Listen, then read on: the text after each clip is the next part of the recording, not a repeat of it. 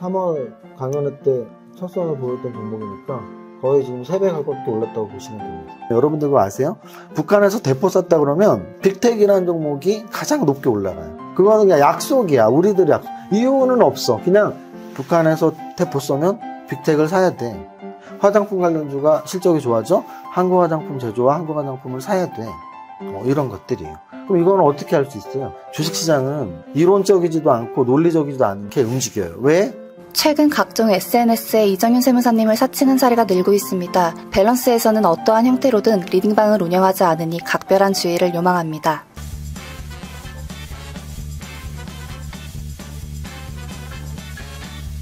대표님. 날씨 왔어요? 네, 대표님. 뭐하고 계세요? 또 오늘도 뭐 장을 보고 있었죠. 자, 오늘은 상승을 했지만 음선이 나온 날이에요. 그래서 주식을 보다 보면 전일 종가 대비 플러스냐 마이너스냐만 보는 분들이 많이 있는데 사실 차트의 기본이 봉차트이기 때문에 플러스인지 마이너스인지 확인하면서 양선인지 음선인지 확인하는 습관도 꼭 기르시고요. 오늘 같은 경우는 거래소지수 기준으로 0.83%가 오르기는 했지만 음선의 봉이 꽤 크죠. 시초가가 1.46% 상승, 장중 고점이 1.58 상승, 그리고 종가가 0.83으로 밀려있는 거죠. 시초가 대비. 그래서 좀 아쉬운 하루라고 볼 수 있어요. 특히나 우리 증시는 부처님 오시는 하루 휴장이었는데요.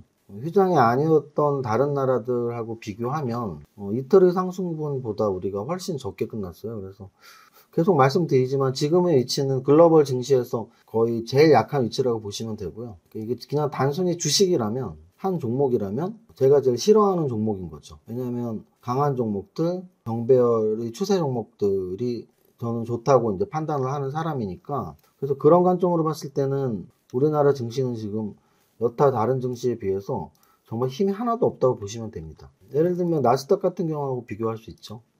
나스닥은 어젯밤 초강세 나오면서 다시 역사적 신고가예요.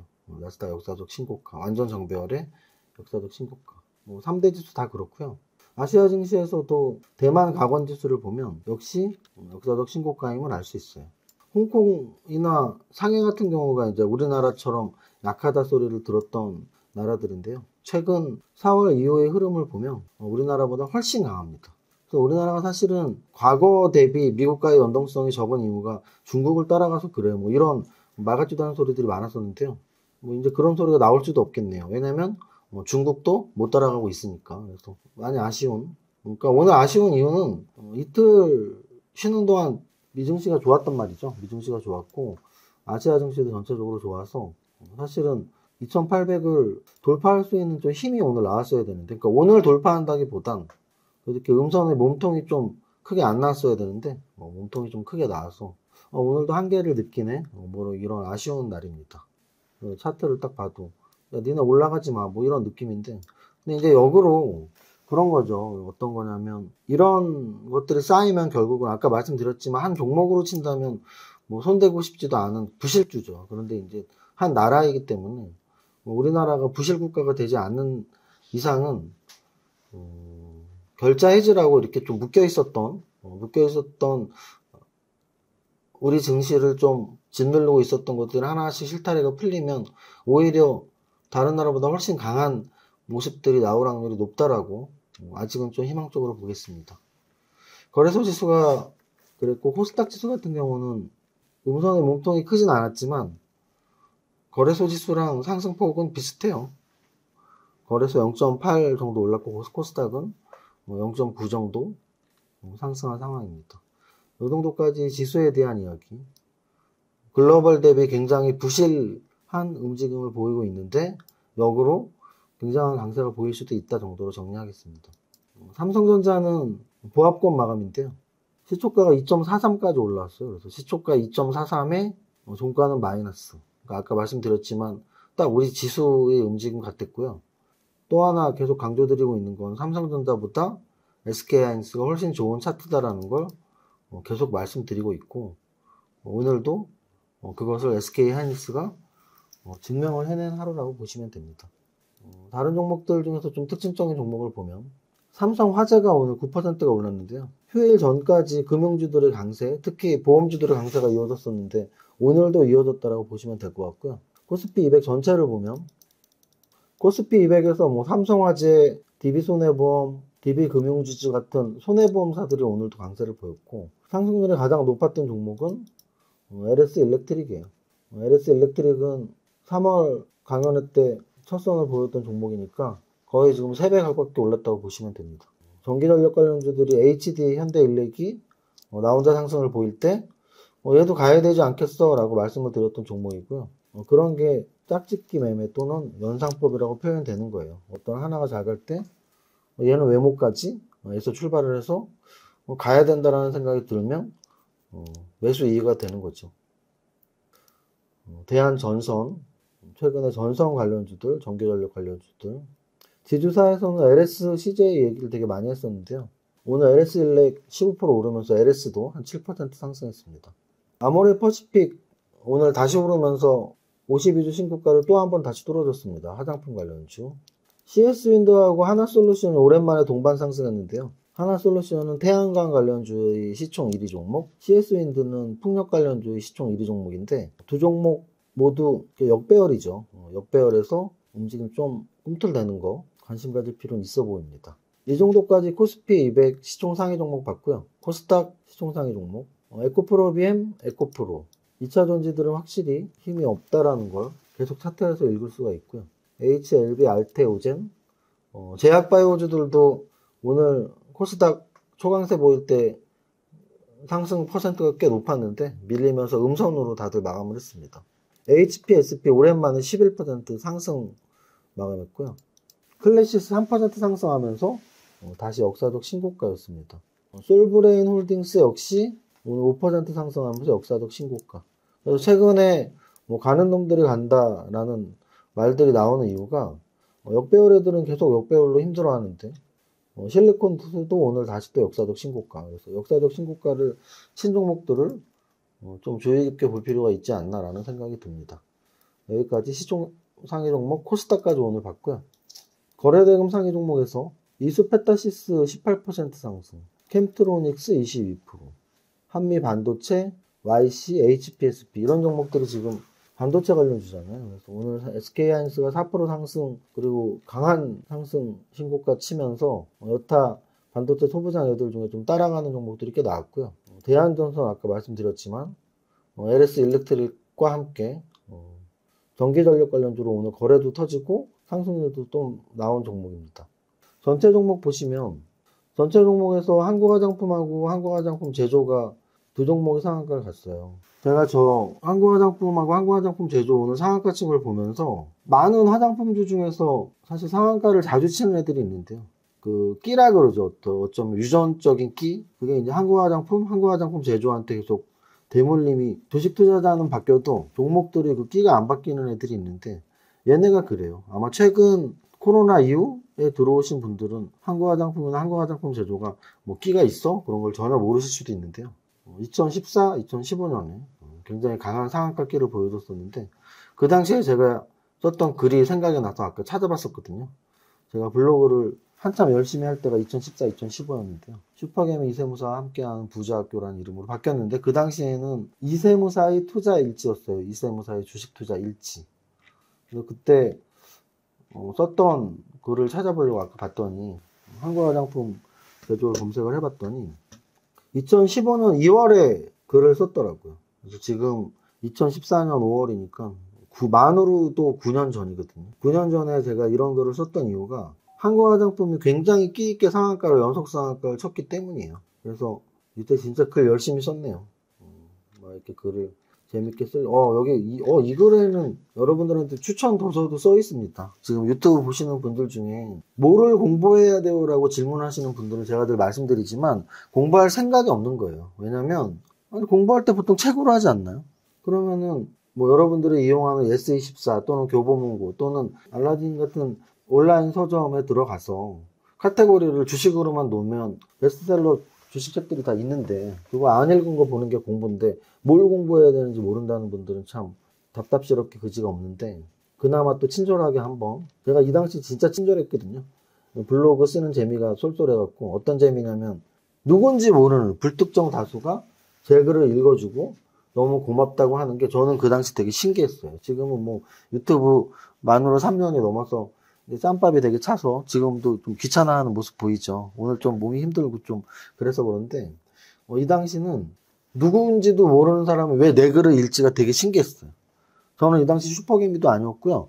책을 쓴 저자도 아니었거든요.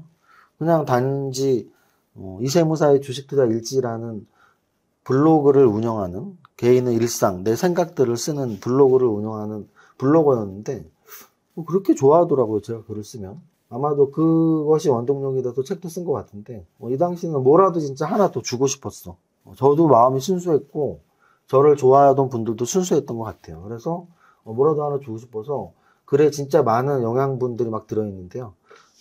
한국 화장품 제조에 대한 글을 쓰면서 주식 투자 내가 좋아하는 책들 소개해 줄게. 그러면서 제가 부자가 되는데 가장 큰 역할을 했던 책은 바빌론 부자들이 돈 버는 지혜예요. 이거는 주식 투자 책이 아니고 그냥 부자 되고 싶으시면 읽으시면 됩니다.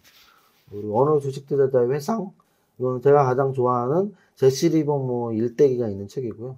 Commit My Trading Room, 나의 트레이딩 룸으로 오라는 역시 제가 좋아하는 3M 마인드 메서드 머니가 쓰여 있는 책이고, 마켓 위저드, 이거는 시장의 마법사들이라는 이 책에 있는 수조를 번 트레이더들이 모두 다 제시 리버머를 스승으로 생각하고 있고, 저는 이 시장의 마법사들 책에 써 있는 수조를 번 트레이더들을 스승으로 생각하고 있습니다. 대물림을 하는 거죠. 자기랑 취향이 맞는 똑똑한 선지자들, 앞선 사람들을 대물림을 하는 거죠. 그게 책의 가장 좋은 점인 것 같아요. 그 다음은 현명함 투자자. 야, 너 트레이더라며? 아니요, 저는 트레이더자 투자자예요. 그래서 투자자 쪽에서는 현명한 투자자, 벤자민 그레이엄. 또는 위대한 기업에 투자하라, 필립 피셔. 또는 월가의 영웅, 피터 린치. 또는 돈 뜨겁게 사나하고 차갑게 다루어라, 앙드레 코스톨라니. 요런 정도, 여기 써있는 이 8권, 9권의 책만 본다면 여러분들이 뭘 공부해야 되냐라는 말 같지도 않은 질문을 절대 하지 않습니다. 뭘 공부해요? 책 보면서 계속 확장시키는 거지. 무슨 책을 공부해야 되냐는 것도 웃긴 질문이라고요. 예스24랑 알라딘에서 주식 카테고리로 탁 쳐서 스테디셀러 해갖고 내가 안 읽은 책 보면 되는데 무슨 책을 보긴. 그럼에도 불구하고 제가 좋아하는 책을 주관적으로 말씀을 드린 거고요. 어쨌든 이걸 왜 보여드리고 있냐면 한국 화장품 제조의 끼를 보세요. 이거 한번 이렇게 달려갈 때 이렇게 막 가는데, 제가 지금 이걸 보여드리는 이유는 10년 전에 상한가 잘 쳤던 화장품 회사가 10년 후에도 상한가를 잘 친다는 걸 보여드리는 거예요. 무슨 뜻이냐면 여러분들 그거 아세요? 북한에서 대포 쐈다 그러면 빅텍이라는 종목이 가장 높게 올라가요. 그거는 그냥 약속이야. 우리들의 약속. 이유는 없어. 그냥 대대손손 10년 전, 20년 전, 30년 전에 그렇게 매매를 해왔던 사람들끼리 의 약속이에요. 북한에서 대포 쏘면 빅텍을 사야 돼. 화장품 관련주가 실적이 좋아져? 한국 화장품 제조와 한국 화장품을 사야 돼. 이런 것들이에요. 그럼 이거는 어떻게 할 수 있어요? 경험으로만 알 수 있죠. 이론도 아니고 논리도 없어요. 이론도 아니고 논리도 없는데 주식시장은 이론적이지도 않고 논리적이지도 않게 움직여요. 왜? 비논리적이고 비이성적인 휴먼들이 절대 다수기 때문이에요. 제가 이런 이야기도 예전에 했었죠. 이콘과 휴먼이 있다고. 이콘은 뭐예요? 이코노믹스. 비행기 탈 때 이코노믹스 안 좋은 건데 아니에요. 이코노믹스가 일반석이고 비즈니스 클래스가 더 좋은 2등석, 1등석은 퍼스트 클래스이기 때문에 이코노미가 경제적인 거 안 좋은 거 아니야라고 하지만 경제학 용어에서는 휴먼, 인간은 비이성적이고 비정상적인 판단을 하고 감정적인 판단을 하고요. 이코는 경제적이고 합리적이고 이성적인 판단을 해요. 그러면 아까 제가 말씀드렸지만 북한에서 대포를 쐈을 때 빅텍이 올라가고 한국 화장품 제조가 화장품 관련주 중에서 역대 한 10년 동안 상한가 친횟수를 치면 제일 많을 거예요. 그 이유는 논리적인 건 아니다. 그러면 비논리적인 이런 상황들을 알려면 어떻게 해야 돼요? 경험을 많이 쌓아야 된다니까. 아까 제가 책을 읽으라고 했지만 책에는 없는 경험들은 어디서 살 수 있어요? HTS에서 살 수 있어요. 그래서 우리는 HTS에서 오늘 무슨 상한가 종목이 갔지? 어떤 재료로 상한가가 갔지? 왜 갔지? 얘는 10년 전에도 갔던 애들 또 가네. 다른 화장품 관련주 중에 상한가 한 번도 못 친 애들이 부지기수야. 근데 얘는 상한가 치는 끼가 있다니까. 그런 끼들을 알아야 돼. 그것을 알기 위해서 우리는 내가 경험하지 못한 부분에 대해서 경험을 하기 위해서 경험이 많은 사람들을 멘토로 삼고 공부를 하는 거죠. 이 영상을 보시는 여러분들 중에 저를 멘토로 삼은 분이 있다면 나쁘지 않은 선택 정도라고 말씀을 드릴게요. 왜? 제가 말씀드린 5년, 10년, 20년 동안의 데이터들, 경험들이 제 머릿속엔 다 녹아있고, 또 경험만 있는 사람이 있어요. 공부 별로 안 하고 경험만 있는 사람. 입고수라고 그러죠. 입고수. 말만 하는. 근데 이론적으로 무장이 돼 있어야 돼. 제가 강의할 때 경제학 이야기, 재무관리 이야기 이런 것들 많이 하죠. 왜? 좀 이론적으로 무장이 돼 있기 때문에. 회계학까지.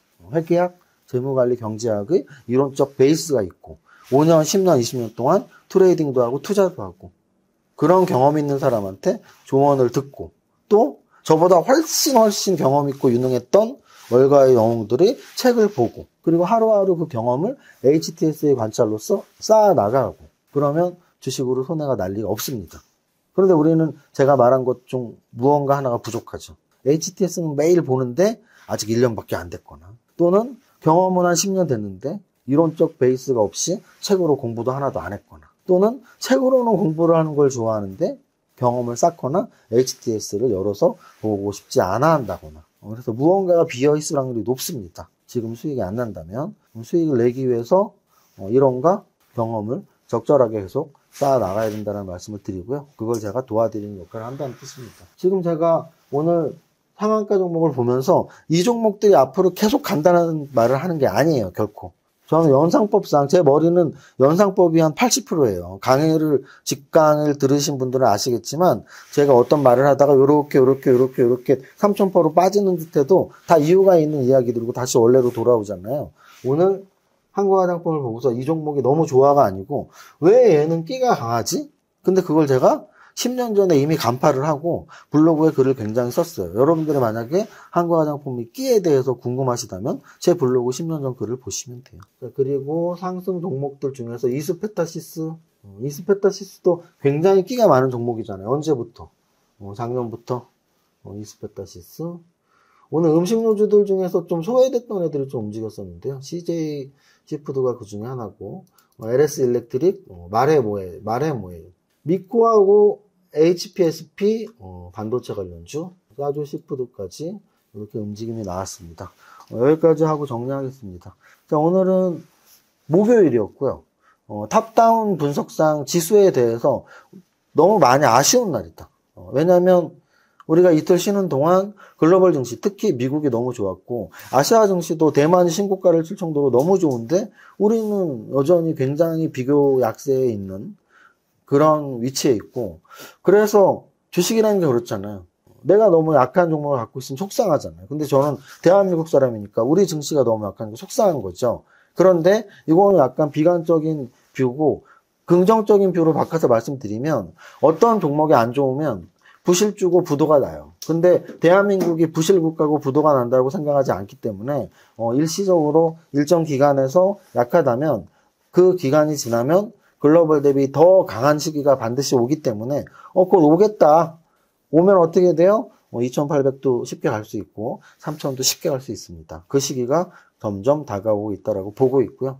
그래서 탑다운상 지수는 억울하고 화나고 속상하지만 더 좋아질 것 같아 라는 결론. 그 다음 업종 종목으로는 오늘 화장품 관련주들, 반도체 소부장애들, 금융주 요 정도의 움직임이 나왔다. 이렇게 정리할 수 있겠습니다. 여기까지 하겠습니다. 첫 번째 줄 시작. 나는 10년 안에 100억 부자 될 거야. 화이팅! To survive the stock market, we need to learn our ways. I see you. 더워. 이렇게까지 해야 돼? 세금 신고 부탁드려요. 알겠습니다. 세무사는 거둘 뿐. 하나 둘 셋. 이자. 세금 신고 완료. 마구 마십 성공했어. 죽을 뻔했네. 나 보험가입 돼 있지? 보험가입은 밸런스 에셋에서 Don't think, just do. 지금 가입하라고. 유튜브 멤버십 가입했어? 아니요. 제발 가입해. 이러다 다 죽어.